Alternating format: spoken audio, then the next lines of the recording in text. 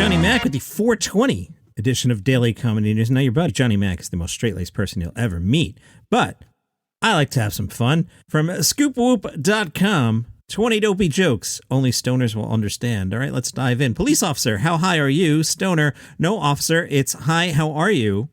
We got so high last night we searched for our friend for half an hour while he helped us look.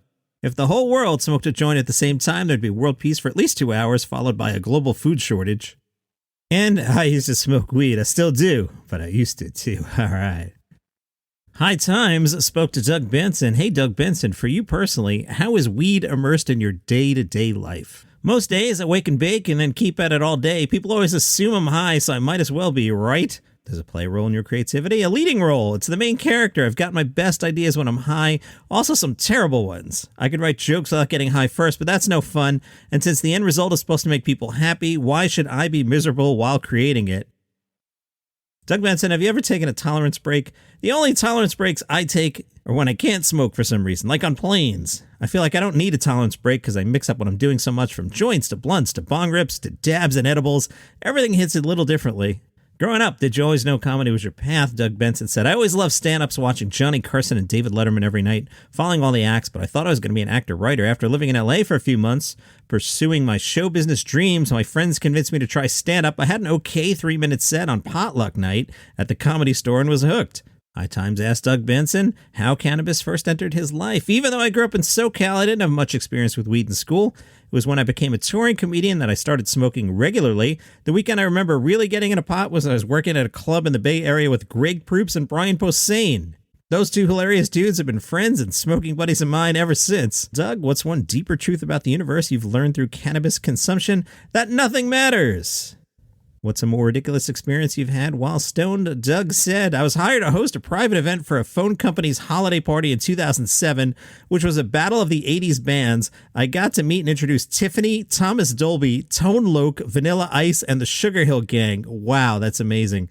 Each group or artist performed 2 songs, and then the audience voted on their phones. Oh, man. Imagine you were like Tiffany or Thomas Dolby or Tone Loc or Vanilla Ice and the Sugar Hill Gang, and you have to go to this dumb holiday party where a bunch of suits are going to vote which one of you wins. Awful. Doug said, I had to perform stand-up while the event crew set up for each performance, and I was way too high for the job. The crowd did not care for me at all. In case you're wondering who won the battle, it was the Sugar Hill Gang in a landslide. Cheech and Chong. Yep, that's what we're doing today. They're out promoting Cheech and Chong's Cannabis Company, a consortium of weed-related businesses that includes marijuana distribution, dispensaries, and a takeout service. So it's like the George Lopez tacos of pot. That's amazing.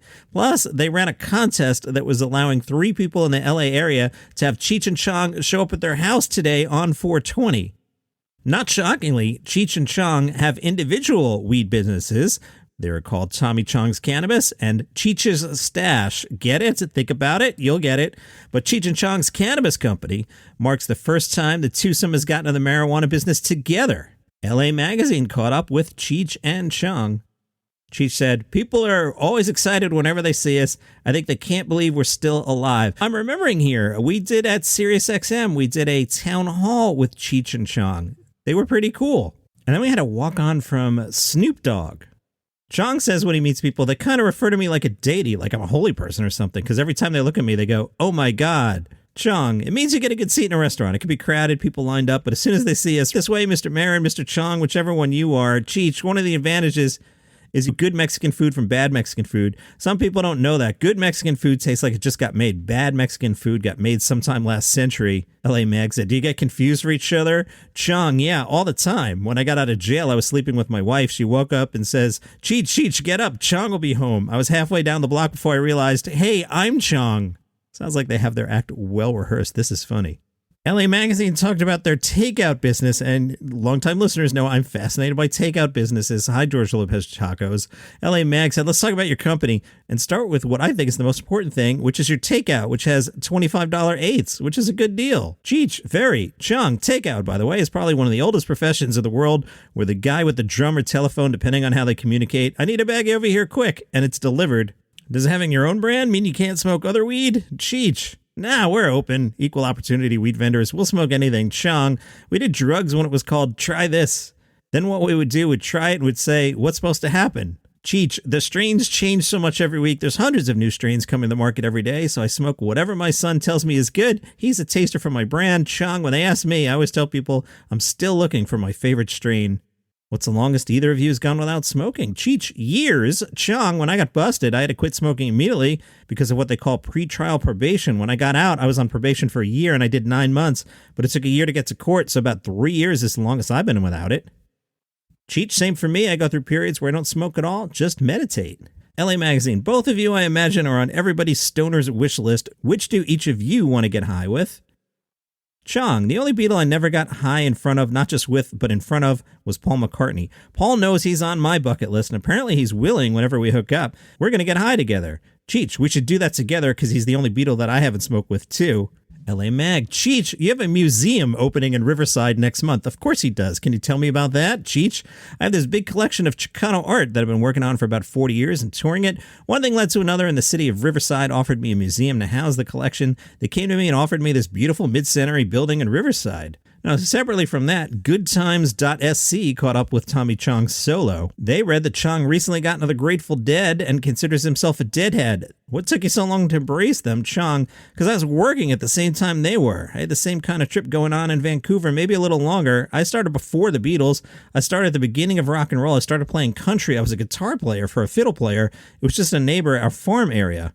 I knew about the Dead when they were the Warlocks. Then they went country or bluegrass. Yeah, Jerry was a bluegrass player, and that's why he became such a great guitarist. He could single pick any tempo. Then he started playing the blues and tried all these different things to see what worked. I was already playing music like that. I guess it was a little of everything, but the Dead were jamming, and they're in the moment. People were doing acid. So you had the light show. Marijuana was always there, but it was mostly acid, and acid is such a spiritual trip for everybody, whether they know it or not.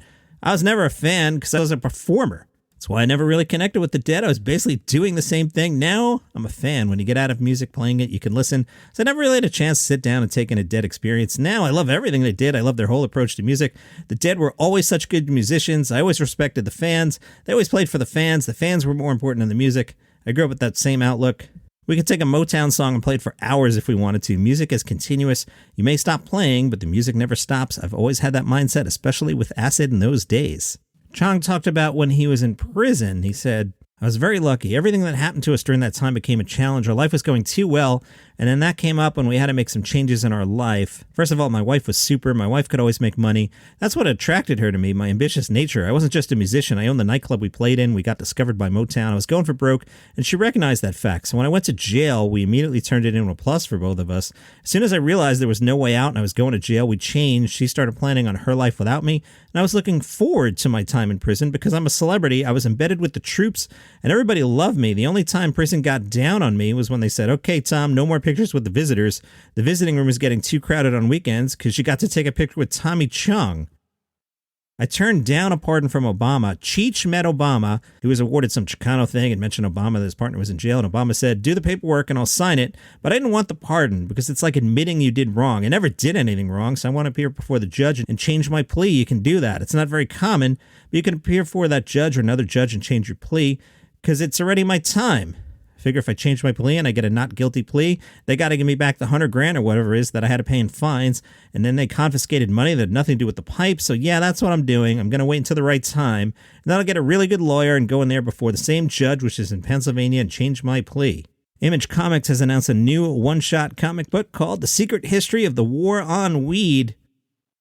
One of the creators of this, Brian Posehn. It's in comic book shops today. What's it about? The year's 1985. The First Lady decides to crush Northern California cannabis farmers and deploys the biggest tool in the armed forces, Scotch McTiernan. Scotch has a catchphrase, if it weeds, we can kill it. Scotch puts his boots on the ground in Humboldt and does what he does best. But what happens when he gets high for the first time? 48 Hills talked to Brian Posehn and said, speaking of baking, I know you've mentioned your affinity for pot more than once in your efforts to quit. Where are you with that now? Brian said, that's between me and Mary Jane, and that's the most Snoop Dogg thing I've ever said.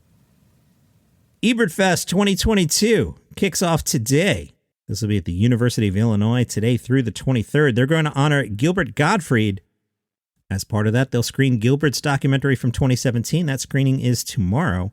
From the Hollywood Reporter, Andy Kaufman is getting the documentary treatment. This is exciting. Director Alex Braverman said in a statement, "No matter how many times I watch Andy Kaufman's work, I feel like I'm seeing a magic trick for the very first time. I'm excited for our project to honor that. This is the film I've wanted to make my entire life." Bob Zmuda is part of this project. Bob was one of Andy's comedy partners. Are you hip to Tony Clifton? So Tony Clifton was a character that Andy Kaufman would do, a loud, overbearing guy with a mustache. And back when Andy was red hot, the late night shows would try and book Andy Kaufman, and Andy wouldn't do it. But he would say that his friend, wink, wink, Tony Clifton would do it. So Tony Clifton would appear on the late night shows, except sometimes they would send Bob Zmuda dressed up as Tony Clifton. So you think you're booked Andy Kaufman doing a character, but it's Bob Zmuda doing a character. I hung out with Zmuda one day, a couple times actually, and he told me some great stories about going out as Tony Clifton and picking up chicks, and the chicks thought he was Andy Kaufman, which is pretty funny as well. At Sirius one time, we were going to try and do a town hall with Andy Kaufman. So town halls at Sirius, I don't know if they still do them, but back in the day where you'd have a celebrity up and you'd have 12 to 15 people in the audience and you'd make a big special out of it. And, it's a big deal, a lot of promotion. So I wanted to do Andy Kaufman Town Hall. And the Kaufman estate and his brother Michael Kaufman were totally on board with this. So I was going to have Kristen Schaal hosted because Kristen had won the Andy Kaufman Award. And what we wanted to do was do the event and then just kill time waiting for Andy to show up. And I don't know how we would have gotten out of the bit, but that would have been the bit. Andy's coming. And they were totally into this. And the Kaufman estate was even going to give me a quote from Andy Kaufman to put in a press release. I really want to do this thing, but I couldn't sell it all the way up the ladder. The bosses thought I was insane. But as part of that, so I was supposed to meet Michael Kaufman for lunch, and we were going to meet out in front of the restaurant. And I'm standing there, and nobody shows up. And I'm thinking, is this a Kaufman-like bit, or is Michael Kaufman just late? Turned out he was just late. But then when I was sitting with him, he resembles his brother, and who knows what Andy would have looked like circa 2013. And I'm sitting there, and I'm like, maybe I'm actually sitting with Andy Kaufman and this is some sort of long con. And I went down this whole rabbit hole in my head, but we never got to do any of that because bosses didn't get it, which sucks. I really wish we had done Andy Kaufman Town Hall. At Moon Tower tonight, lots of cool shows. Let's see, 6 o'clock, Zach Sherwin, Jackie Cation, and Langston Kerman are on one set. That's good. If I were in town, James Austin Johnson, you know him from Saturday Night Live. He's at the Stateside Theater at 7 o'clock. That would be my pick for sure. Anthony DeVito's a really good comic. He's at the Parker Jazz Club at 7. Mark Normand, really great at the Paramount, also at 7. Wow, tough choices tonight. Also at 7, Andrew Murphy, Hannah Benner, Ian Edwards, Rosebud Baker, Josh Wolf, Jeremiah Watkins, Chad and JT, Chappelle Lacey, Jackie Cation, Kelsey Cook, and Rachel Feinstein, all on the 7 o'clock show at Antone's. At 7:30, a show called Bye Felicia at the Cedar Street Courtyard. Dylan Sullivan, Guy Branum, Brandy Davis, Pat Regan, Solomon Giorgio, Emma Willman, and Irene, too, who I discovered last week. So many shows tonight. 2 more at 7:30, one at 8, another one at 8 with Josh Wolf. Jam-packed. You'll find that whole list on austintheater.org if you want to see the list there. Meanwhile, Nashville at Zanies tonight, 9:15, Joshua Black's Music City Roast Battle. That sounds like a good time. And that's your comedy news for today. You can follow this show for free on Apple Podcasts, Spotify, Overcast, wherever you get your shows. If you would like the episodes early and commercial-free, become a premium subscriber on Apple Podcasts for just $5 a month. See you tomorrow.